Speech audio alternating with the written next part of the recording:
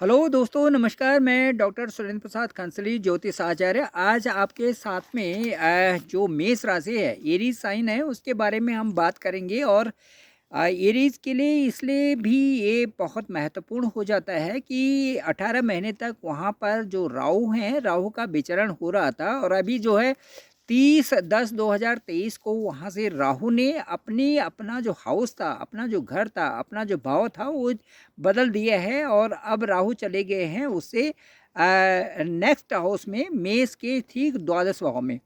तो दोस्तों, सबसे जो महत्वपूर्ण बात मेष राशि के लिए थी वो ये था कि मेष राशि का मतलब कि चंद्रमा के ऊपर राहु का आ जाना, ये स्थिति थी ठीक 12 महीने से। अब जब चंद्रमा के ऊपर, चंद्रमा होता है हमारा मन का कारक और सूर्य होता है हमारा जो है आत्मा का कारक। तो चंद्रमा जो मन का कारक होता है, तो मन पे ज़्यादा प्रभाव होता है हर चीज़ का। मन पर यदि कोई भी चीज़ बोली जाती है, हमारे कान से हम आँखों से हम देखते हैं, कानों से हम सुनते हैं, और इंद्रियों के जरिए जो भी चीज़ें होती है उनका प्रत्यक्ष प्रभाव हमारे मन पे पड़ता है। तो ये जो राहु मेष राशि में थे 18 महीने तक, तो उससे 18 महीने तक जब वहाँ पर गोचर कर रहे थे मेष राशि में, तो कई तरह के कार्यों की जो गति थी, उनको कई तरह के कार्यों की गति में बाधाएं आ जाती थी। फिर जैसे संतान से संबंधित थी, पांचवें घर से संबंधित परेशान आ जाती थी। और जो लव रिलेशन में थे उनका परेशानी आना, फैमिली प्लानिंग जो कर रहे थे वहाँ पर परेशानी आना, भाग्य में रुकावट आना, और जिनकी शादी नहीं हुई थी वहाँ पर भी परेशानी उनके लिए थी। और जिनकी शादी हो भी गई थी तो वैवाहिक जीवन में असंतुष्टता थी, और बगैर बात के जो है अड़चन आती थी, और किसी प्रकार कई तरह की जो है परेशानियां राहु ने वहाँ पर बनाई थी। अब दोस्तों, मैं कहूँगा कि अब राहु का परिवर्तन मेष राशि से ठीक 12वें घर में है, और जो कि मेष राशि के लिए एक तरह का नया जीवन हो गया है, क्योंकि वहाँ से राहु तो विचरण कर ही चुके हैं। अब 30/10/2023 के बाद क्योंकि दोस्तों मेष राशि में, यानी जो चंद्रमा आपका था, मेष राशि वालों का जो चंद्रमा था, उस पे सबसे ज़्यादा प्रभाव था। और अब मन में बहुत सारी बातें लग जाती थी, और जो भी काम आप करते थे उनकी दिशा में कोई ना कोई अड़चन या कोई ना कोई प्रॉब्लम वहाँ पर दिख जाती थी, या आप स्लो हो जाते थे। राहु का मतलब है कि किसी काम की गति को स्लो कर देना। तो राहु खुद भी कहते हैं कि भाई, जब मैं चंद्रमा में गोचर करूंगा, किसी की भी राशि में गोचर करूंगा, तो उस समय एक कन्फ्यूजन भी क्रिएट कर दूंगा, पछतावा भी उसको कर दूंगा, शक्की भी बना दूंगा, और उनका ओवर थिंकिंग भी, ज़्यादा सोचना, और डिसीजन को भी सही ढंग से नहीं ले पाना, और डिप्रेशन की स्थिति, और कई सारे की स्थिति इसमें, असंतोष वाली स्थिति इसमें आ जाती है जब मेष राशि के ऊपर राहु का गोचर हो। तो इसी तरह से हम कहते हैं कि मेष नहीं, किसी भी राशि के ऊपर जब भी राहु का संचरण होता है तो उसमें परेशानियां आती हैं, क्योंकि चंद्रमा प्रभावित होता है। चंद्रमा जो हमारा प्रभावित होना का मतलब हमारा मन प्रभावित होता है। किसी की भी कोई भी बात करने, सामने वाला कोई बात करता है, उसको हमें लगती है उस चीज़ को, उसको हमें जो बिहेवियर, जो क्षमता होती है, हमारी सहनशीलता होती है, कम हो जाती है उस समय। अब मैं ये कहूँगा कि अब जो 12वें घर में जो राहु का विचरण है, उससे क्या होगा कि 12वां घर हमारा फॉरेन हाउस भी हम उसे कहते हैं।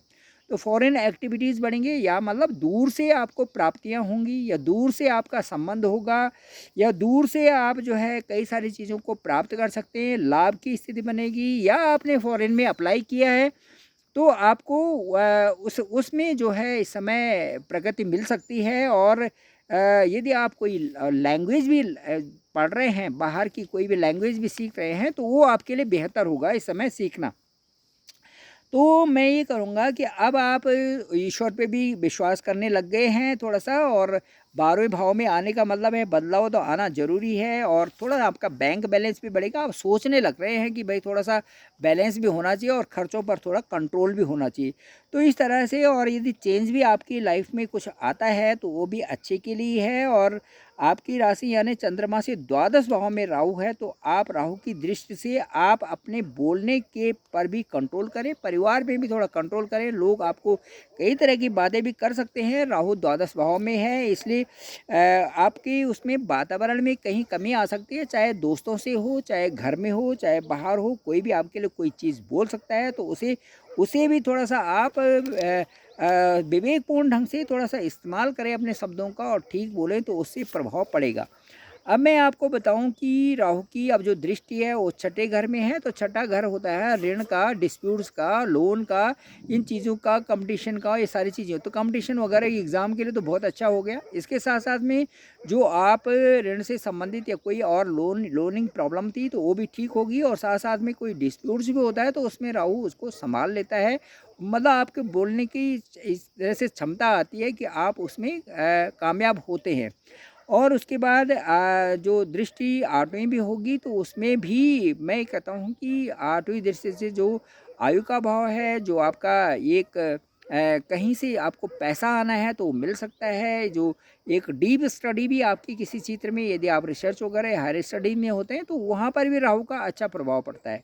तो ये सारी चीज़ें हैं, और मैं ये कहना चाहूँगा कि राहु का जो परिवर्तन है, ये कई सारी चीज़ें तो आपके लिए डगमगाने वाली चीज़ें हो जाती हैं, लेकिन इसके साथ साथ में जो और ग्रहों का गोचर होता है वो भी महत्वपूर्ण होता है।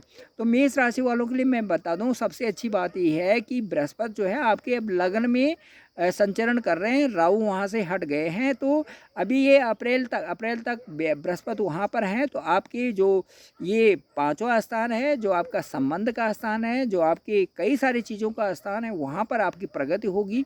और आपके जो सेटलमेंट हैं, जो लव रिलेशन है, या जो आपका वैवाहिक जीवन से संबंधित है, ये सारी चीज़ें आप ठीक होने वाले हैं, क्योंकि केंद्र में बैठे हुए हैं बृहस्पति, तो वहाँ से तकरीबन सारे ग्रहों, सारे जो हाउसेज हैं उनको देख रहे हैं, और कम से कम 1, 5, 9 को तो देख रहे हैं, आपके भाग्य को तो देख ही रहे हैं। तो आपके भाग्य में बढ़ोतरी करना ये उनके अपने हाथ में है, और बहुत अच्छा समय आपका इस समय आ रहा है। तो मुझे लगता है कि आपको बृहस्पति का पूरा फ़ायदा उठाना चाहिए, और बृहस्पति से संबंधित जो उपाय हैं वो भी करने चाहिए, और साथ में जो पुखराज है वो भी धारण करें तो अच्छा है, क्योंकि इस समय बृहस्पति आपके लग्न में गोचर कर रहे हैं। तो लग्न का यदि हम कोई रत्न पहने तो अच्छा होता है। इसके साथ साथ शनि आपके लाभ स्थान में है, और लाभ स्थान में वहाँ पर जो है अपनी ही राशि में है, अपने ही घर में है, तो इससे आपको लाभ की संभावना बढ़ेंगी। और जो भी आप कोई भी नया यदि व्यवसाय कर रहे हैं तो उसमें आपको लाभ मिलेगा, और जो आप पुराना भी कर रहे हैं तो उसमें आप करते जाइए, खूब मेहनत करिए, क्योंकि शनि मेहनत कराएंगे। लेकिन चूंकि अपने ही घर में हैं और वहाँ पर गोचर कर रहे हैं, उसमें बैठे हुए हैं, तो इससे आपको लाभ भी मिलेगा। तो थैंक यू दोस्तों, मैं डॉक्टर सुरेंद्र प्रसाद कंसली, ज्योतिष आचार्य, पहाड़ों से इस समय, और डिस्क्रिप्शन पे मेरा नंबर है 9868280191। आप मुझे कॉल करें और मैं आपका कॉल पिक करूंगा। अपना हॉरोस्कोप भेजें तो मैं उससे आपकी कुंडली से देख करके बताऊंगा कि आपके लिए कब कौन सा समय ठीक आ रहा है, और कौन सी दशा और अंतर्दशा में आप सही लग्न से यदि मेहनत करेंगे तो आपको कितना लाभ होगा। Thank you very much.